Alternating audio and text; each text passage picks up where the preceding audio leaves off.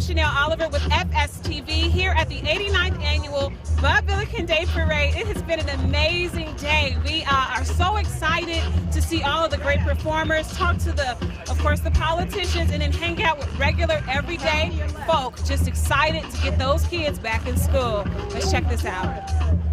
I am here with Zena Merchant, who is the commanding officer. That is correct. It has a really nice ring to it. I like that. Yes, it's one of those that let people know you're in charge. So, it's commanding officer. The only other time you hear that is when we talk about the president, the commander-in-chief. Yes, so I'm the commanding officer of the Chicago area for the Coast Guard. Can you tell me what exactly that job entails? What are your responsibilities?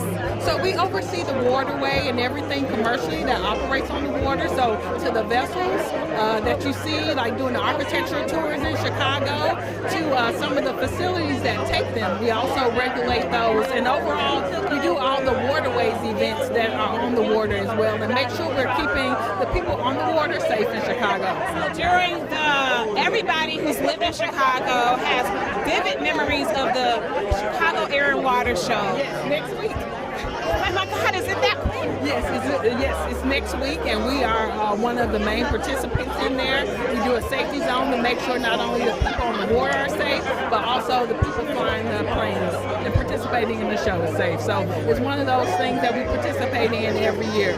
One of our biggest events. Right, I'm sure I have vivid memories of going to the Chicago Air and Water Show, and actually I would see some sailors there. I remember as a little girl seeing the sailors, and they're all white, and I was just so enthralled by how they looked. They always looked so clean, and I remember running to try to get their autograph and falling in the dirt, but they were nice enough to stop, and they gave me their autograph anyway. Yes, the airport show is one of those things that people love to do, bring out, people from all across Chicago come, because it's actually the largest air and water show in the nation, so it's pretty big for Chicago.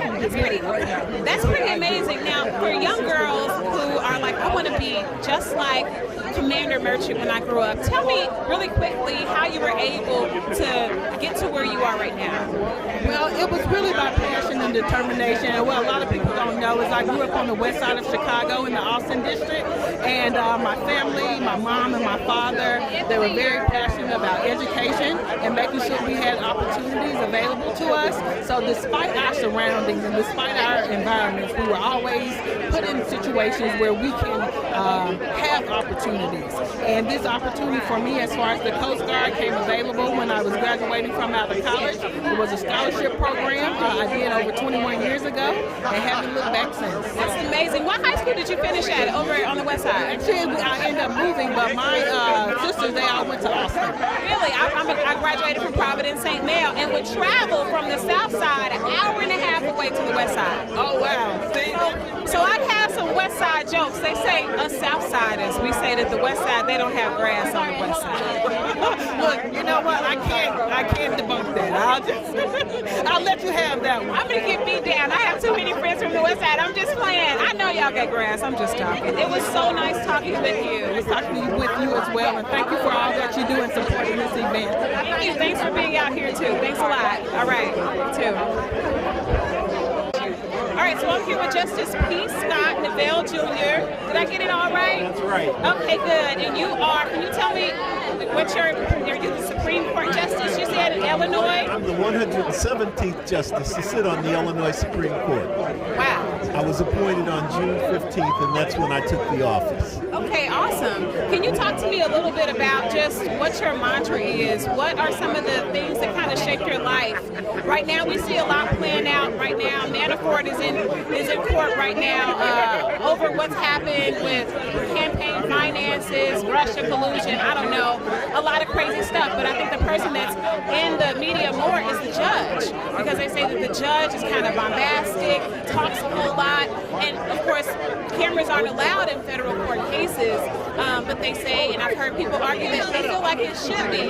Right now in Illinois, we have an awful lot going on as far as our court system. People feel like the court system is biased, and there's a lot of, information that would kind of back that up. What is your take on how we can make the court systems better and what we need to do to, I don't know, improve what we already have? Well, the theme of my campaign has always been equal justice for all. That means no one will be unseen and no one will be unheard.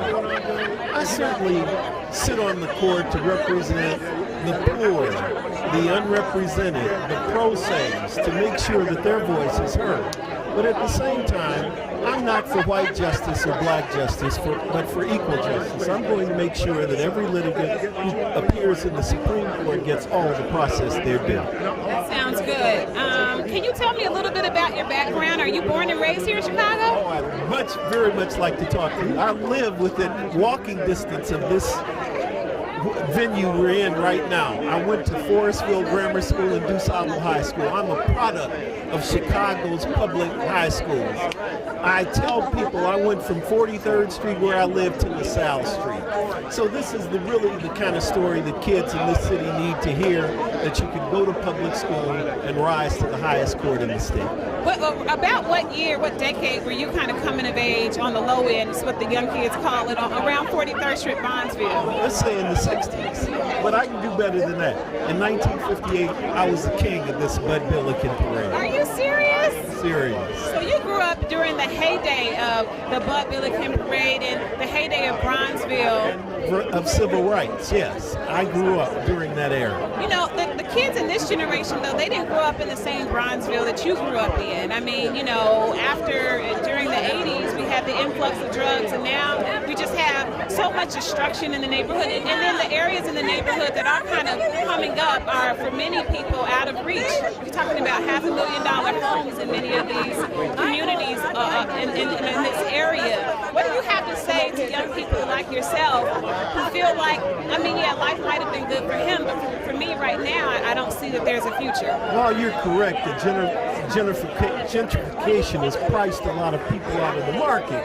You got to stay in school. You got to work hard, because this society provides an opportunity for people who work hard. You know, nothing's going to be given to you. You know, it took me a long time to get to the Supreme Court. I practiced law for 25 years before I even became a judge, and now I'm with the Illinois Supreme Court. So you simply have to have a plan. If you don't plan, you should plan to fail. I had a plan, I've succeeded, I'm now in the Illinois Supreme Court. So I think the key is making sure you get an education, working hard, and hopefully your dreams will become true. Were you there, and it's probably not right for me to ask this, but I have to ask, were you around during the time where they were running numbers on the low end? I know you didn't take part in it, Judge, because that would have been, you know, illegal, but were you running numbers? That was before my time. So was your daddy running numbers? No, that was my father was an attorney. He was. He might have still played. They didn't call it running numbers. What was the other name for it? They said it was called. There we go. See, you know the name. Certainly I know the name, but no, he was representing people who were doing that. Policy. Yeah. But that was something that was created right here in Chicago. Am I right? That's right. And now it's morphed into a lottery. I think that's what has occurred. And they say that the money from the lottery is supposed to be going to the Chicago Public Schools, but I have a feeling that might not be right. I think you might be correct. I'm not sure, but maybe you're correct. I think maybe so. Thank you so much for speaking with me. All right. So happy to be here with you, Mr. Pritzker, Mr. J.B. Pritzker. He, of course, is running for governor of the state of Illinois.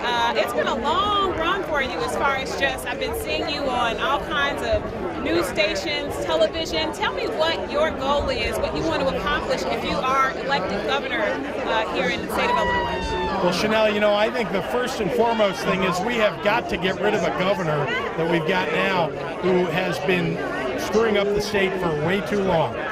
He's been an utter and complete failure. He hasn't funded social services. He hasn't created the jobs in the neighborhoods where they're needed. And frankly, we need to expand health care. Everybody should have a doctor. We should have universal health care. So those are some of the things that I'm going to work on. Quality education for every child is absolutely necessary. Making sure that people who want to go to college don't get strapped with debt for the rest of their lives. So we got a lot of work to do to turn the state around. Well, you know, and to that point, even more than not being strapped with debt, there was just a story out on NPR, and they were talking about how low-income families are really even more crippled by student loans, so that Black and brown them. There was a story of a woman whose child was actually not admitted to college because the mother couldn't sign off on the loan because she had student loan debt. So do you have any other programs that will really address the Black and brown communities? So I do, and in fact, during the primary campaign, and of course throughout the general, I've been talking about a plan to refinance people's debt. We can do that through state means, so that people will have a lower interest rate on their debt. They'll pay less in every year, hundreds of dollars back on the table for many people, and maybe even thousands for others who've taken on debt going to graduate school. So we've got real plans for lowering people's student debt payments and making sure that people are able to have more cash on hand. Speaking of cash on hand, this race is going to probably be the most expensive governor's race in the history of the United States of America, which is saying an awful lot. Are you afraid that our democracy is at risk of turning into an oligarchy because we have people who have had a lot of success, like you and your family, who have a lot of money and can pour into races, but you have other regular people who aren't able to kind of keep up with the pace of billionaires like yourself and Governor Rauner? We need campaign finance reform, that's for sure. Not only in Washington do they need to overturn Citizens United and change the laws nationally, but here in Illinois we can do a lot. We can bring in, for example, public financing of some races. We need to get all these millions of dollars out of the public system the way it is now. I'd like to go back to a day when there were limits, real limits on people that gave. And I don't want to spend all this money. No, but remember, Bruce Rauner started all this with a $50 million check, $50 million to his own campaign. That's how he started in the late 2016 when he was getting ready to run for governor. So look, we've got to fight fire with fire.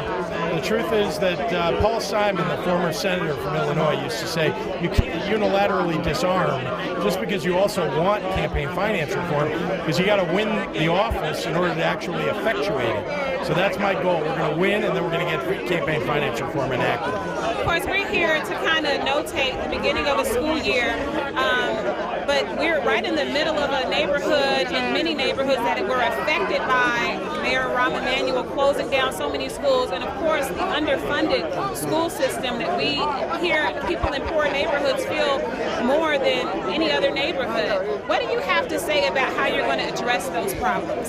So I'm the only candidate that actually put out a plan for financing our schools, making sure that we bring money into schools. It's called the Fair Tax System, and it means that Bruce Rauner and I will pay a higher rate of tax because we're wealthier and we can pay it.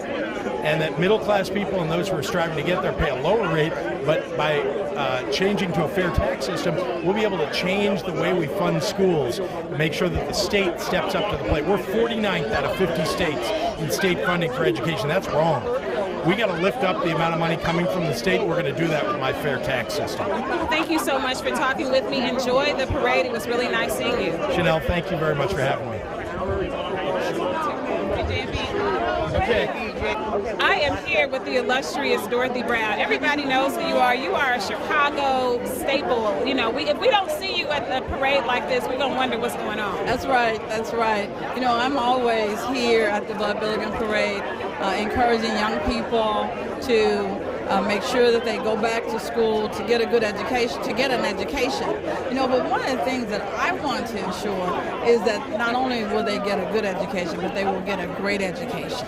And that's why I want to overhaul the Chicago public school system as mayor of the city of Chicago, because our children need a foundation to be able to not only compete locally, but they deserve to be able to compete globally. And we're doing them a disservice by not providing them the kind of education that will get them the jobs that are necessary to take care of their families. I truly believe that, and I've always said this, that education is the key.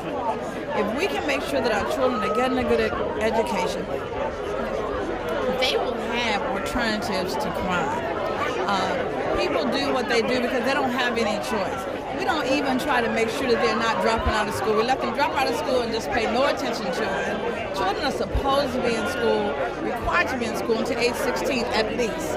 And so that's what this Bud Billiken Parade has always been about, encouraging young people. But it's important for us to provide them with that top quality education. And then we need to do something about their communities, the communities that they're living in, that they're going out and about throughout the day, seeing abandoned buildings, seeing abandoned stores. We need a formal economic development plan specifically for every sector of Chicago. And that's what I'm going to be working on as mayor of the city of Chicago. Thank you so much for talking to me. You know, you said something, though. You really are driving home the importance of education. I know a little bit about your background. Where were your people from? Because everybody's people in Chicago, they say if you want to run for office in Chicago, you might as well put up signs in Mississippi, because that's how often we travel back and forth from the South. What kind of a beginning did you have? You know, I have a very humble beginning. My parents, I'm from Louisiana. My parents were poor and uneducated people. My mother got to the 6th grade. My father got to the 9th grade. My mother was a cook and a domestic worker. My father was a laundry worker and a cotton farmer. As a matter of fact, he took me and my 7 siblings to the cotton fields to chop cotton in the spring and pick cotton in the fall. That formed my character. I looked up in that hot sun one morning when we were getting ready to walk down that row and chop that row, and I said to myself, I am going to make something of myself. I'm going to college and I'm going to graduate and I'm going to make something of myself. And then during my sophomore and junior year in college, I actually worked on a factory, on a paint line, putting up parts on a paint line with a hot furnace. And that actually helped to form my character too. But my father and my mother's brothers were the civil rights leaders in my hometown. My uncle, one of my uncles, was the first black man to run for mayor of our little town of Mendon. But I remember walking down Main Street, holding my father's hand, marching in the Civil Rights March for the Voting Rights Act when Martin Luther King sent James Former to our town to march for the Voting Rights Act. That helped to form me also. And then when I was in college, I actually participated in a protest where 2 of our students were killed by the National Guard. That helped to form me, and it gave me commitment. It gave me fight. It helped me realize that people deserve to have civil rights. And so that's why I fight every day. That's why I work very hard every day to help people. I respect the least to the greatest, and that's why I want to be mayor of the city of Chicago, because we need someone that's not only qualified. With all of that my parents started, poor and uneducated, they sent all 8 of us to college. 7 out of 8 have bachelor's degrees, 6 out of 8 have master's degrees, 2 attorneys, 1 is the PhD and 1 is the CPA. And I actually am a CPA, an MBA, and an attorney. And I work for multi-billion-dollar entities, and I'm running the 2nd largest court system in the world. So I have the kind of experience that's necessary and the academic preparation to get this job done. But I also have the heart for the people. That's the most important part of who I am, to help people of the city of Chicago. Thank you so much. It's always a pleasure talking to the clerk of the Cook County Circuit Court, the Honorable Dorothy Brown. Do they put honorable in front of everybody's name? Nobody says Honorable Mayor Romney Mayor, Honorable Donald Trump, but they say Honorable Dorothy Brown. That means a lot. That means a lot. Okay. Very humble. Okay, so I'm so happy to talk with you, and I'll here at the Bud Billiken Day Parade. Enjoy your day. Thank you. Thank you so much. No problem. You want my phone? Yes, he has my phone number. Okay, so I'm here. This is the man that needs no introduction, the Reverend Jesse Jackson. Out here, well, how many times have you been to the Bud Billiken Parade, Mr. Jackson? Well, what excites me today is that Dorothy Tillman's granddaughter finished college at age 12. Wow. With a master's degree next year. That's the high point. On the other point, the sign said many parents are taking their children to the graveyard. We must choose life over death, and futures over funerals, and schools over graveyards. We must change direction. We need a plan to reinvest where we live and make things happen to our children. So, I mean, what's the plan? You've been on the battlefield for a really long time, and I have to be honest with you. People from your generation say that you guys had it better than we have. In fact, there was a report that came out that said that, and don't quote me on this, but there were more black homeowners in the 60s than there are today. So it feels like in many respects we're going backwards. What's going on? When you disinvest in the community, we lost 65 plants, manufacturing plants. Spiegels was here, and Zenith was here, and we lose plants, we lose jobs, we lose the tax base. So if the 9 wards where there's the most pain, there are manufacturing plants where there's a plant that has construction. People build a house where they live, and you have the tax base to educate children. So we don't have anchors in those communities. We need a plan. There's nothing wrong with us. We need a plan for reconstruction. Well, I mean, yeah, I think we know that, but I mean, many people would say, listen, if black Chicagoans are suffering and they're in an international city, then is there any hope for black people who are living out in Gary, Indiana, or black folks in, Michigan somewhere? If we can't get it together here, if we can't coalesce around common issues and common problems to create some kind of a change. We had a president that came here from Chicago, First Lady. Wants to still capture the country. And so we close steel mills, close the anchor base at Gary, Indiana. These are systemic problems. It's not about my generation versus yours. It's about we need a plan to reinvest in America. But then we spend too much in the military and not enough on education and healthcare and housing and jobs. Together we can make that. This time election, 4 million blacks in the South unregistered. 2.5 million did not vote. And November 7th, voting matters. When the president's embracing those who are away from the Confederate flag, attack those who are bound to the American flag, something that's really wrong top down. Mr. Jackson, you represent a time where, that I watched it when I was a kid. I was watching Eyes on the Prize and all of those documentaries kind of like chronicling, how black people were able to kind of bust through those walls. But we're at a place where many people would say it's time to kind of pass the torch. And I don't know if you believe that. I know that some freedom fighters like yourself feel like the torch has to be taken from them. But do you see anybody coming up behind the ranks so that when you are ready to lay down that torch or whatever, or the Lord decides that it's time, that you have somebody that you feel like can take that mantle up and finish the work? I'll fight for job and justice as long as I live. That's not the point about the torch. We need about 50,000 jobs in 9 wards and cities. We need jobs in healthcare. And so if Mandela is 71 or Reagan is 70 years old, we need people who fight for justice. We need to choose to resist drugs and guns, insist upon jobs and development. And whether young or old, we still need Social Security, we still need health care, we still need jobs that pay. But black people are insisting on jobs. Black people are all saying, let's put down the guns. Look, when I was 12, I was happy to afford a bag of chips. 12-year-old kids aren't out spending money on guns. How are they getting in the communities if, these kids aren't out buying them? So isn't it more than just, the tagline, put down the drugs, stop the guns? We know that already. I'm not sure we do know it. We know that we don't manufacture guns in Chicago. We know they're coming from Indiana and Kentucky. We don't grow drugs in Chicago. The drugs come here. We know they're closing plants for taking jobs abroad. So those who have the power must in fact use their power to protect us. That's the people who are elected. The job is to stop guns and drugs from coming in, stop jobs from going out. That's their job. We must be aroused as we vote demand such an agenda. Well, thank you so much. Thanks for all the work that you've done, all the scholarships that you've given out, for having a presence in the black community and being on the forefront of the issues that are most important to us. And I hope that you enjoy the Bud Billiken Day Parade today. Okay. Thank you. Likewise. Thank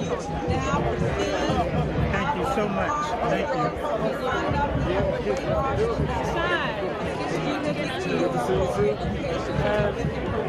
Okay, so I am here with Allie and Dave, and I am so excited to be talking to you all because you all are responsible, well, half of the team responsible, right, for putting on the first ever WakandaCon. And I see the shirts here. I was there at the Hilton last week. I was able to make it the last day, so I walked through the marketplace. But I have to tell you, it just felt so inspiring to see kind of nerdy people, book people who are really interested in sci-fi, kind of all be in a space where they could come together and share thoughts.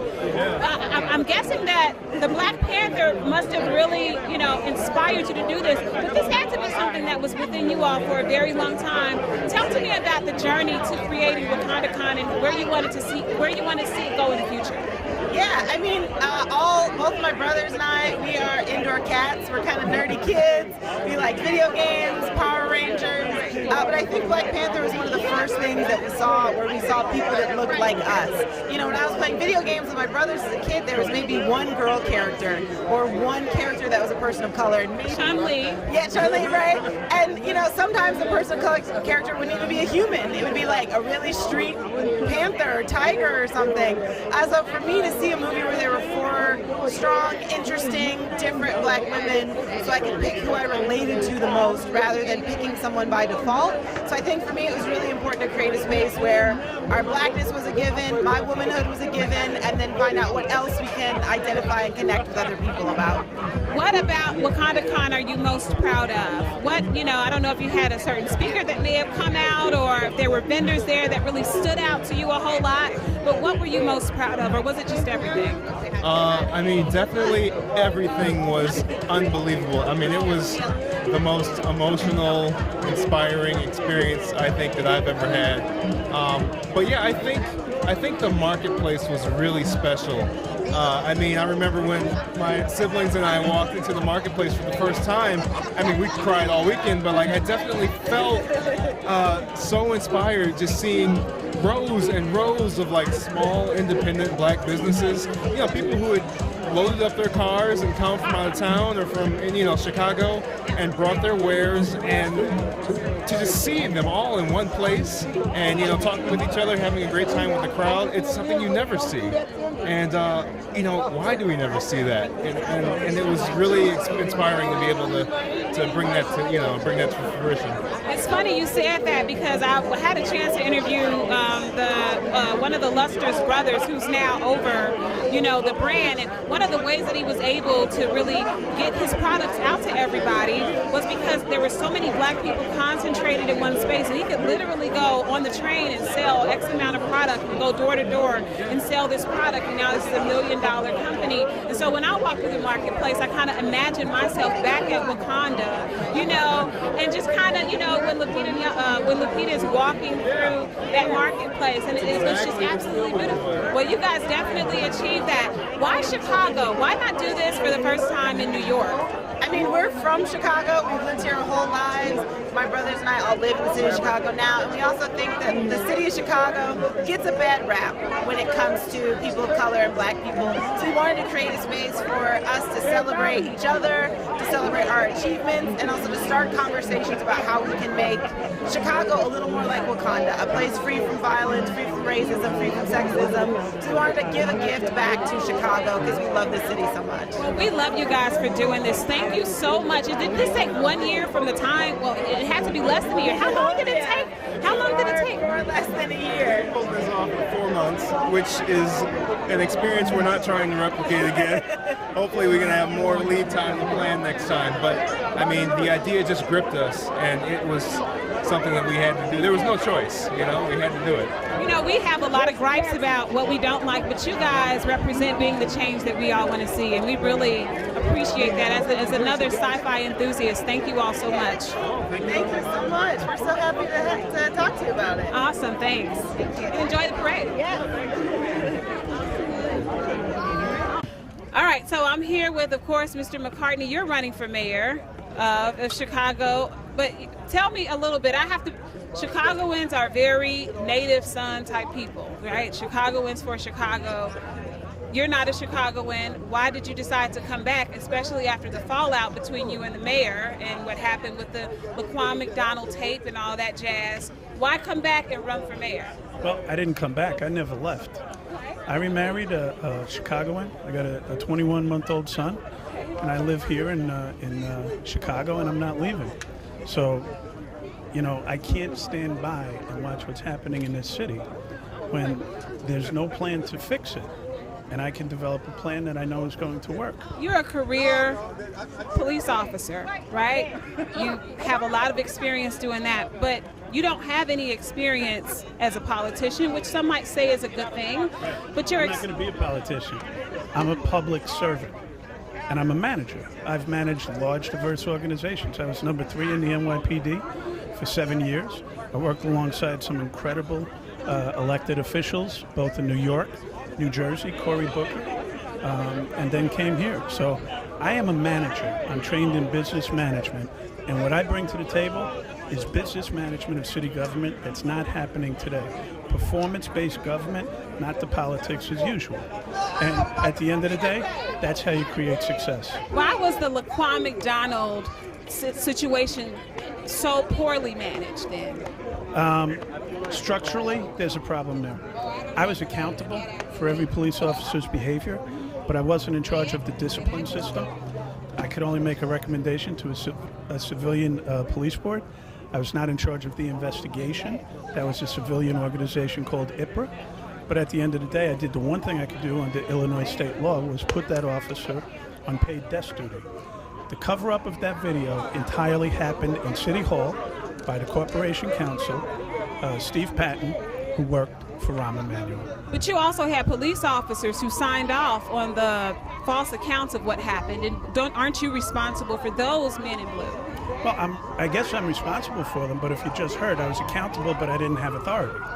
So if those officers lied, they should be prosecuted. It's that simple. It doesn't mean that we have to reverse field, because there's been 400 more murders in this city over the last 3 years than my 3 years as a superintendent. And that's simply unacceptable. People are dying as a result of the politics of this city, and that needs to change. Talking about politics, the federal government found that the Chicago Police Department has a legacy of using excessive force, especially in communities of color. And so, the Fraternal Order of Police right now is pushing back really hard against some of the proposed things that might help to curtail that. And one of the things that they're pushing hard against is the idea that when a police officer pulls out his gun, that needs to be documented every single time. And the truth of the matter is that, according to many police officers, they don't pull their guns often. And if they do, and they're not using it, then that's something that should be documented. Do you stand with civil liberties groups that say that we need a tighter control on the police department and more accountability so that the people in the communities that they are looking to serve are more safe, and so that they're more safe, so we can endear some goodwill? That was a long question, but I think I'll handle it. So the issue of drawing one's gun, I could go either way on it, quite frankly. As a police officer, as I told you, I worked in some of the most distressed neighborhoods in New York, Newark, and here in Chicago. My gun was out a lot because there were a lot of guns on the street, and I took a lot of guns off the street. So that can go either way, but what I see is happening is we're trying to legislate good policing. That causes problems. The consent decree, I have a couple of questions about. First of all, who was the police policy expert who participated in the development of that draft consent decree? Because I don't know if there was one. The second one is, are those now going to be the standards for every police department in the state of Illinois? Because you can't have standards like this for one place and standards like this for another. Well, if we see that the police department, the CPD in particular, is having a real issue with over-policing or excessive force, which we know that that's the case, or at least that's what the federal government has found is the case, and it's systemic, so it's not just an isolated event. This is something that's happening across the board. Then wouldn't we say that a good place to start would be with the Chicago Police Department, and then we'll take care of the rest, further down the line? Let me just give you this. Go back and take a look at the 28 separate civil rights investigations that were done in that last administration. They all read exactly the same. So those were foregone conclusions, I think, before they came here. And the methodology that they used to investigate that were to come here now and take testimony and then say, see, we knew it. So that's a flawed investigation. It doesn't mean that we can't do better. And that's what I want to be clear about. If an officer violates the law, they need to be prosecuted. If they violate policy, they need to be disciplined. But the truth of the matter is they're never prosecuted in Chicago. I mean, the chances of a police officer who kills a person in cold blood on camera actually going to jail for what they've done are slim to none. So, I mean, if we're looking for the role of our government to kind of protect police officers so that they can do their job, that's already happening. What needs to happen that many Chicagoans would agree with is that the regular people who've decided to not be police officers also need protection from bad cops and from that element of systemic cops who are abusing their power. What do you have to say to those Chicagoans who you're running for? It sounds like you've already got your mind up. So No. I just read. That's what you have to realize is take a look at the prosecution rates in Cook County. Take the police out of it and take a look at prosecution rates, and you're going to find the same exact thing. What do you mean? Nobody goes to jail in Cook County. Nobody goes to jail in Cook County. Take a look at it. Cook County Jail is teeming with people. Right, but it's teeming with people for the wrong reasons. We're not prosecuting people who need to go to jail. We're prosecuting people who can't get out of the system. Two different ideas, and that's what we have to work on. I think I agree. There's a huge social economic problem that exists in this country, and that divide is getting worse in Chicago. And if we continually point at the police as the problem, we're really missing the point. 10% of the iceberg is above water. I believe that, and there's no question about that. Nobody's talking about that. More than 400 people murdered in this city over the last 3 years than when I was superintendent.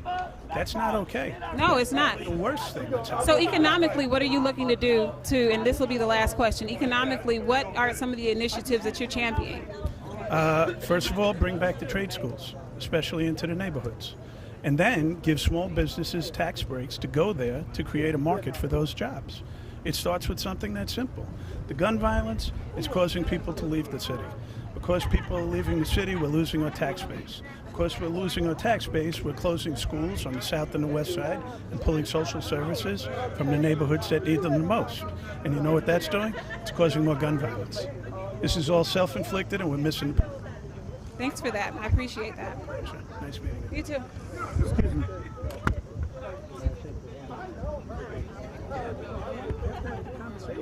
Those conversations aren't being had by anybody. I used to work in the work release program, North Lawndale. Okay.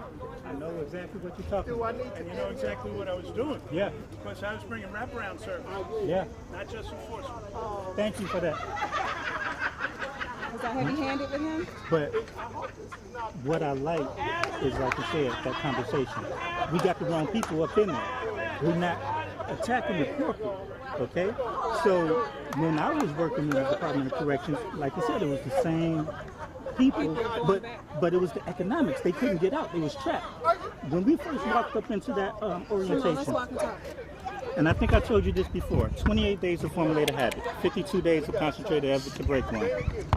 Our school systems has failed us, of course, and the programming is this result that we're looking at. Hey, how's it going? Nah, sorry. You want to? Yeah. Do you all want to be interviewed? Young ladies.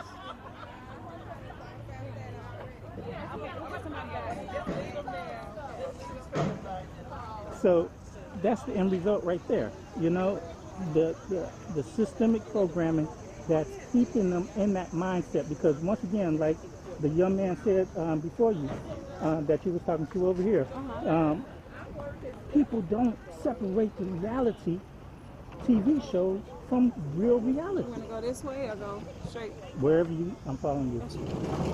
No, go this way. Okay. I don't want to walk through there. All right. So, because of the programming, who do we blame? We blame the people that's regurgitating everything that they've been programmed, or do we address the corporations? I think that's there's putting so it out many there. different problems, you know.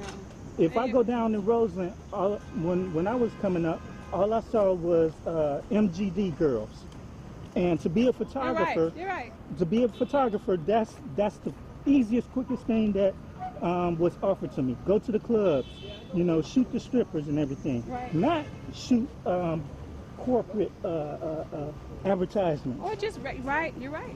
So You're right. the conditioning, Right. and then they also know if that conditioning is prevalent in the community, they're going to have a cash cow. Yeah. Because those people are going to act out what they see, day in and day out, what they hear, WGCI, you know, putting out all the mumble raps and all this other stuff. Yep. So, systemically, This is my car right here. okay, we I have have to no step room back. in my truck. Oh, no my problem. car is a complete mess. Look, Just letting you know. you are a creative. You are intellectual. I expect nothing less. Anything too neat makes me question you. Okay, cool. Plus my job has me, I drive around the city a lot for my job. What do you do for your job? I work for Motorola. Basically, I just go to different stores to see if they have the Motorola phones in the store. Okay. I mean, I talk to them about whatever new phones we have out. Mm-hmm. You know, I have to do what I have to do to pay the bills. Yeah. No. If Trust you ever me. need a part-time gig that gives you a lot of flexibility, Mm-hmm. That's I it. can definitely help you out with that. Okay. Yeah. If I It's do. full-time. So I was able to buy a house. Mm-hmm. But it's a lot of flexibility. Like I have to work today, but I can be here now and work later. Okay. Wow. That's. Hey, we need to talk. So. But maybe that's not the plan. I don't know, whatever God had. I believe that the Lord is going to increase what we're doing quickly. Yeah. And I do believe that myself. That's why I had to take the leap. You know, I was a union worker, so I was. You're making good money. I was straight. Right. So. You put your hands on your pockets, yeah, you look good. You can just lay that right on over back of the car. Okay. I'm going to here. Yeah, that's nothing up in there. Uh-oh, what did I drop? Oh, the headphones. I'm gonna stop at a Walgreens. How are you? Grab the Okay. It is. It really is. You know what? If we're gonna go to that Mariano's, I'll go in the Mariano's. Okay. I got a link card. Let me put this on the floor if I could. Do it. So I don't want. We're just going around the corner. Yeah, I don't want it to fall and cause any unnecessary accidents that I got to report.